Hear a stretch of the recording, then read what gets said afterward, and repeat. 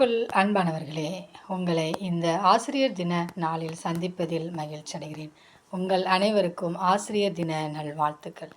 ஏசாயா 54.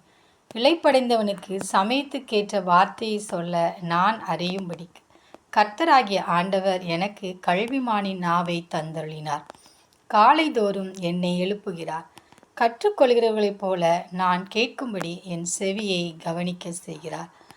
பிரியமானவர்களே, நாம் சந்திக்கிற ஒவ்வொரு நபர்களும் ஒவ்வொரு பிரச்சனையோடும் போராட்டத்தோடும் அவர்கள் காணப்படுவார்கள். அவர்கள் இருதயத்தை ஆற்றக்கூடிய வகையில், அவர்களை தேற்றக்கூடிய வகையில் நாம் அவர்களிடம் பேச வேண்டும். அவ்வாறு பேசுவதற்கு தேவன் நமக்கு கல்விமானின் நாவை ஒவ்வொருவருக்கும் தருகிறார். அவர் கற்றுக்கொள்கிறவர்கள் போல நம் ஒவ்வொருவரும் கற்றுக்கொள்ளும்படி நம் செவியை கவனிக்க செய்கிறார். எனவே நம் பரம தகப்பனாகிய தேவன் நம் ஒவ்வொருவருக்கும் அவர் ஆசிரியராக திகழ்கிறார்.